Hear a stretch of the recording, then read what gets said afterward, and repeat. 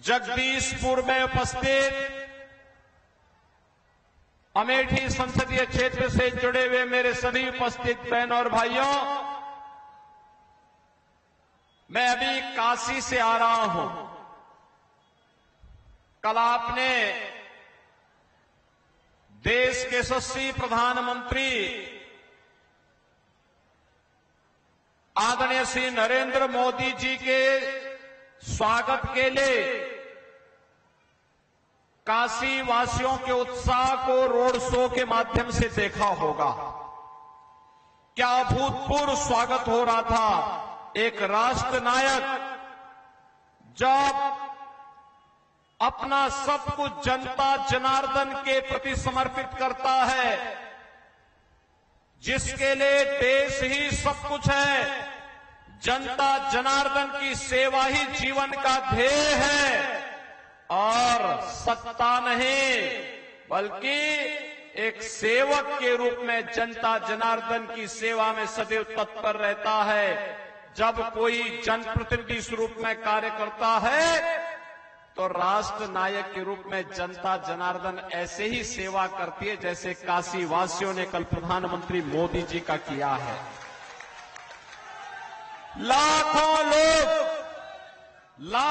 लोग 3 घंटे तक उस रोड शो में हिस्सेदार बने रहे प्रधानमंत्री मोदी जी के साथ। 5 बजे से रोड शो शुरू हुआ था, रात्रि 8 बजे संपन्न हुआ और जनता जनार्दन 12 बजे से ही वहां पर खड़ी रही प्रधानमंत्री जी के स्वागत के लिए। बहनों और भाइयों, काशी वासी इसलिए भूत हैं क्योंकि काशी को एक नई काशी बनाने, जो व्यक्ति 10 वर्ष पहले काशी गया होगा आज काशी जाएगा तो काशी को पहचान नहीं पाएगा, क्योंकि सब कुछ तो अलग है। जो गली थी आज 2 लेन और 4 लेन की सड़क है।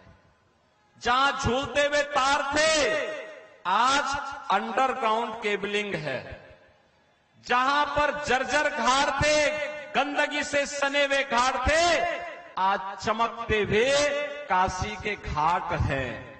जहां पे नालियां बदबूदार थी आज वहां पे शुद्ध जल बह रहा है, क्योंकि एसटीपी से वहां की सारी गंदगी को हटा करके आज वहां पर शुद्धता का, स्वच्छता का, सुंदरता का एक नया मानक बना करके वहां पर देवालय हो, वहां शिक्षालय हो, वहां पर चिकित्सालय हो, वहां के कोई भी केंद्र हो। आज अगर आपको देखना हो काशी में जाकर के देखिए, मोदी जी ने 10 वर्ष में करके दिखा दिया कि काशी कैसे होनी चाहिए, संसदीय क्षेत्र कैसे होना चाहिए। और जैसे काशी के लिए किया ऐसे देश के लिए मोदी जी ने किया। बहनों और भाइयों, एक प्रधानमंत्री मोदी जी उन्होंने काशी को चमका के रख दिया। और एक अमेठी में भी तो आपने प्रधानमंत्री चुना था, क्या दिया अमेठी को? जिला मुख्यालय तक नहीं दिया, कनेक्टिविटी भी नहीं दी। 4 लेन की बात तो दूर, 4 लेन की कनेक्टिविटी एक्सप्रेसवे के माध्यम से तब आपके पास आई जब यही सुरेश पासी और मयंकेश्वर सिंह मेरे पास आए थे। उन्होंने कहा कि एक्सप्रेसवे को हमारे यहां से लेकर के चले जाइए, तो हमने कहा जरूर जाएंगे। जब स्मृति ईरानी जी ने हमें कहा कि नहीं, मेरे क्षेत्र को भी एक्सप्रेसवे के साथ जुड़ना चाहिए, मैंने कहा क्या होगा इससे? उन्होंने कहा उससे होगा क्या कि हमारे जगदीशपुर वासी यहाँ के जो नौजवान हैं, इन नौजवानों को नौकरी अपने घर के पास मिल जाएगी, वहां पे औद्योगिक क्षेत्र विकसित होगा और किसान की जमीन का दाम कई गुना बढ़ जाएगा। बहनों और भाइयों, तब आपको एक एक्सप्रेसवे मिल पाया। मेडिकल कॉलेज नहीं बन पाया था। आज भाजपा की सरकार आपकी अमेठी में मेडिकल कॉलेज का निर्माण कर रही है। जिला मुख्यालय का निर्माण हमारी सरकार कर रही है। पुलिस लाइन का निर्माण हमारी सरकार कर रही है, डिस्ट्रिक्ट कोर्ट का निर्माण हमारी सरकार कर रही है, हर घर नल की योजना के साथ यह भारतीय जनता पार्टी की केंद्र और राज्य के डबल इंजन की सरकार करा रही है। और यही नहीं, जो पेशेवर गुंडे और अपराधी थे, उन गुंडों और अपराधियों का इलाज भी यही सरकार कर रही है। और बहनों और भाइयों, मुझे कहने में संकोच नहीं, यहां के लोग तो 1 जून 2 जून भूखों रह सकते हैं, लेकिन राम को नहीं भूल सकते, राम को नहीं भूल सकते, क्योंकि अवध क्षेत्र है, यहां के तो रोम रोम में राम बसे हैं, राम के बगैर उनका कोई काम ही नहीं है। ऐसे लगता है जैसे रामलला से उनका रिश्ता पुश्तैनियों परिवार का रिश्ता है, और ये परिवार का आपका जो रिश्ता है, यही रिश्ता आज भारतवासी भी प्रभु राम के साथ जुड़े हुए हैं।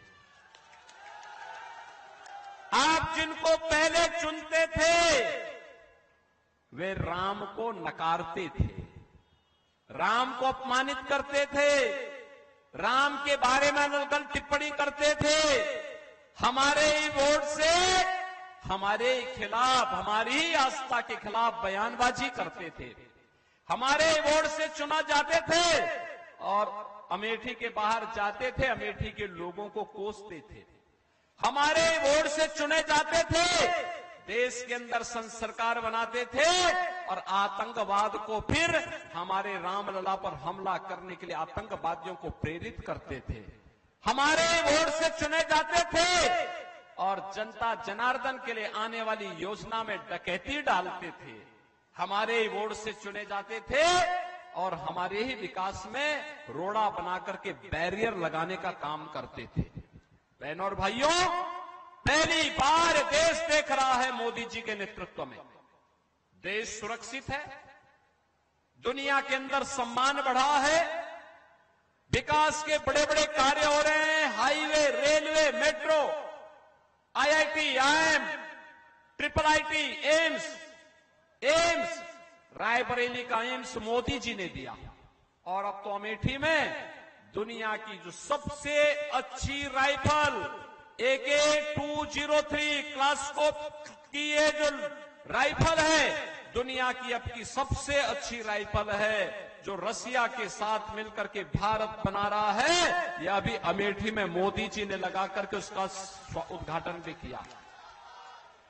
ये कांग्रेस और समाजवादी पार्टी के लोग यहां के नौजवानों के हाथों में तमंचे पकड़वाते थे, हमने यहां के नौजवानों के हाथों में टैबलेट दिया है, टैबलेट, और देश की सुरक्षा के लिए आपके जिले को क्लास्कोप श्रेणी की AK-203 राइफल देकर के आज भारत के जवानों के हाथों में जब ये राइफल होती है तो पाकिस्तान भी थर्राता है, दुश्मन भी थर्राता है, वह भी थर्राता है, उसको भी भय होता है। और तभी तो पाकिस्तान बोलता है ना, जब मजबूत सरकार होती है और राइफल आपकी अमेठी में बनती है, अब दुश्मन भी क्या बोलता है, अगर पटाखा जोर से फट जाए ना, कहता नहीं मैंने नहीं किया, मेरा हाथ नहीं है इसमें, वो पटाखा फट रहा है। पहले ये कांग्रेसी क्या बोलते थे, समाजवादी पार्टी के लोग पहले जब उन्हें समर्थन करते थे तब वो क्या कहते थे, कोई आतंकी घटना घटित होती थी, कहते थे आतंकवादी सीमा पार के।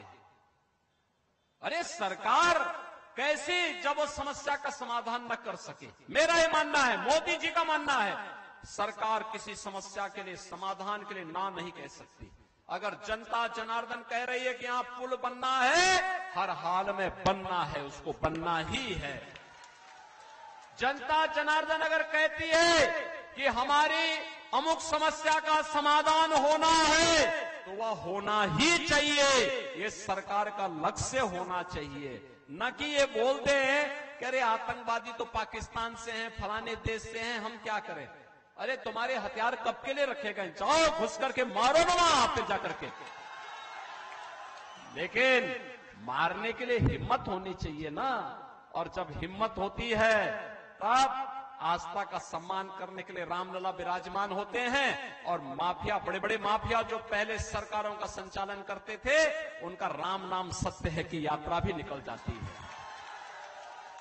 बहनों और भाइयों, मैं इसीलिए आज आपके पास आया हूं आपसे कहने के लिए, मैं धन्यवाद दूंगा श्री राकेश प्रताप सिंह को, गौरीगंज के विधायक को, धन्यवाद दूंगा मनोज पांडे को जो रायबरेली के पास विधायक है। इन्होंने समाजवादी पार्टी से इन्होंने विद्रोह किया। कहा जब समाजवादी पार्टी ने अयोध्या में रामलला की विराजमान होने के बाद जब मैंने प्रस्ताव रखा कि भाई चलो सभी विधायक एक साथ अयोध्या में दर्शन करते हैं, इन सभी विधायकों ने समर्थन किया था। लेकिन समाजवादी पार्टी के नेता अखिलेश यादव ने कहा कि नहीं, हम राम मंदिर का विरोध करते हैं। तो इन विधायकों ने कहा नहीं, जो राम का विरोध करेगा हम उसका साथ नहीं दे सकते, और इन्होंने समाजवादी पार्टी से नाता तोड़ दिया। कहा कि भाई हमारा तुमसे कोई संबंध नहीं। इन्होंने पहले ही कहा, इन लोगों ने कहा कि राम से हमारा जन्म जन्मांतर का संबंध है, हमारे पूर्वजों का संबंध है, पीढ़ियों से हमारा संबंध है। हम भूखों रह सकते हैं लेकिन राम को नहीं छोड़ सकते, राम के बगैर हमारा काम नहीं हो सकता है। और बहनों और भाइयों, मैं परसों गौरीगंज गया था, क्या अपार इसमें वहां के लोग भी भाजपा को दे रहे हैं, और इसीलिए आज मैं आपके पास आया हूं। बहनों और भाइयों, आप सोच सकते हैं, एक सरकार कांग्रेस की थी, कांग्रेस की सरकार, जनता जनार्दन गरीब भूख से मरता था, गरीब उपचार के भाव में दम तोड़ता था, गरीब के पास मकान नहीं होता था, गरीब के पास शौचालय नहीं होता था, गरीब के पास एलपीजी का सिलेंडर नहीं होता था, किसान आत्महत्या करता था, नौजवान पलायन करता था। और 10 वर्ष में 80 करोड़ लोगों को फ्री में राशन की सुविधा का लाभ आज मोदी जी उपलब्ध करवा रहे हैं। 80 करोड़ लोगों को देश के अंदर, 60 करोड़ लोगों को आयुष्मान भारत का कार्ड दिया है, 5 लाख रुपए, जिसमें हर वर्ष वह व्यक्ति उपचार करा सकता है। बहनों और भाइयों, यही नहीं, 50 करोड़ गरीबों के जनधन अकाउंट खुल गए। स्वर्गीय राजीव गांधी कहा करते थे ना कि 1 रुपया भेजते हैं लेकिन जमीन तक तो केवल 15 पैसा ही जाता है, बाकी 85 पैसा ये सब कांग्रेस के गुंडे और दलाल खा जाते थे। यही तो उनका कहना था, यही पीड़ा थी। मोदी जी ने उस पीड़ा का समाधान कर दिया। कहा हर गरीब का खाता खुलवाएंगे, पैसा सीधे वहां भेजेंगे। अब दिल्ली और लखनऊ से पैसा जब गरीब के खाते में आता है तो 100 में से 100 पैसा उसके खाते में जाता है।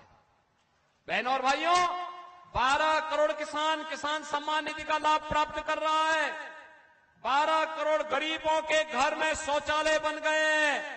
10 करोड़ गरीबों के घर में उज्ज्वला योजना के सिलेंडर पहुंच गए हैं। और हमने तो व्यवस्था दी है, हर दीपावली होली को फ्री में रसोई गैस के सिलेंडर, भरा हुआ सिलेंडर इन गरीब परिवारों को उपलब्ध करवाएंगे। बहनों और भाइयों, 4 करोड़ गरीबों के मकान बन गए।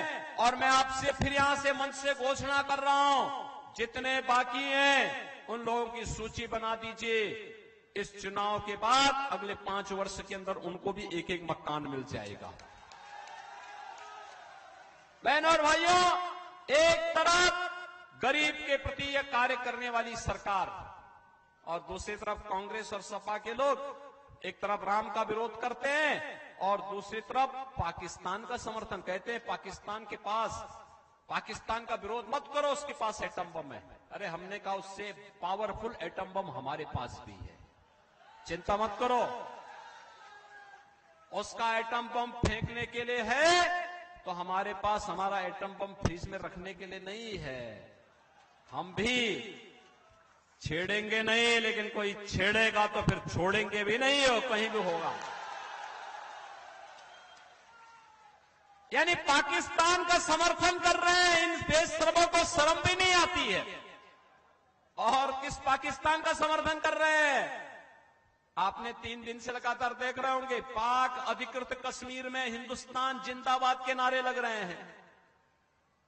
पाकिस्तान में आटा नहीं मिल पा रहा है, खाने के लाले पड़ रहे हैं। एक भिखमंगा पाकिस्तान का समर्थन एक कांग्रेसी और समाजवादी पार्टी के लोग कर रहे हैं। और मैं तो फिर कहता हूं, जो हिंदुस्तान में रहता है और हिंदुस्तान पर जिसको गौरव की अनुभूति नहीं होती है, हिंदुस्तान जिसकी प्राथमिकता में नहीं है, भारत माता के प्रति जिसके प्रति समर्पण का भाव नहीं है, और भारत के अंदर क्यों बोझा बनता है? जाओ ना भिखमंगे पाकिस्तान के पास जाके भीख मांगो, वहां जाकर के।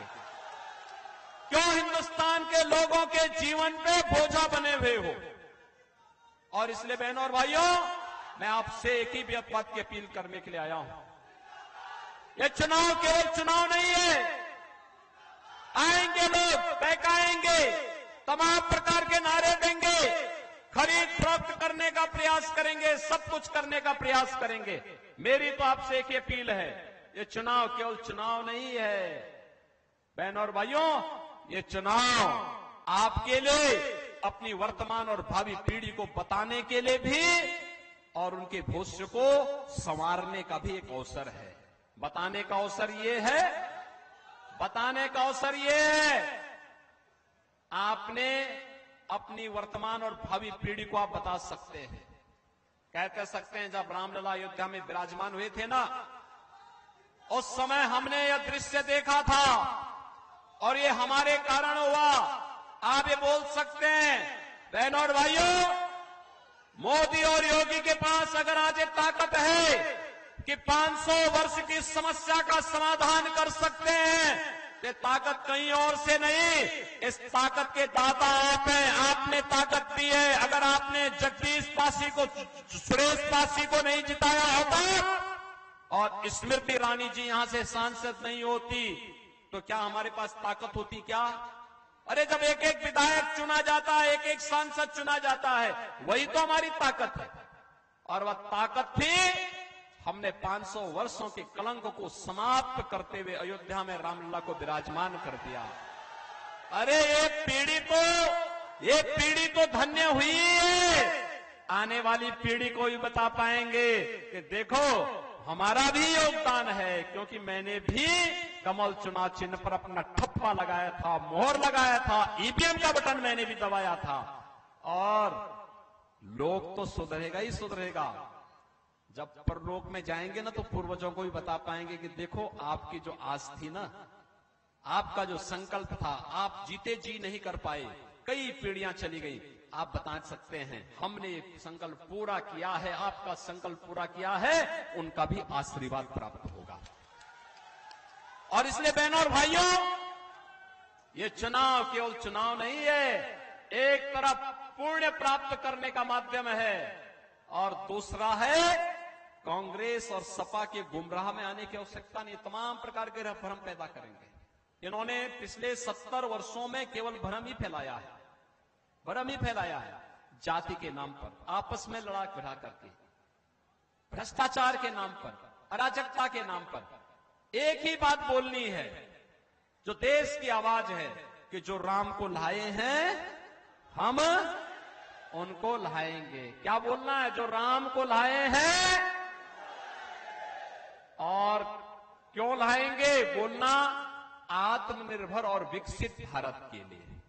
हमने अपना जीवन व्यतीत कर लिया मेहनत से, परिश्रम से, पुरुषार्थ से। अब समय आ गया है जब हमारा देश दुनिया का नेतृत्व करेगा और मोदी जी दुनिया को नेतृत्व देंगे। इस लक्ष्य के साथ हमें कमल चुनाव चिन्ह पर बीजेपी को वोट देना है। और इसीलिए बहनों और भाइयों, मैं आपके पास आया हूं आपसे कहने के लिए, यहां से कांग्रेस के शहजादे राहुल गांधी आए हैं, राहुल गांधी के प्रतिनिधि चुनाव लड़ने के लिए आए हैं। आप सोचो,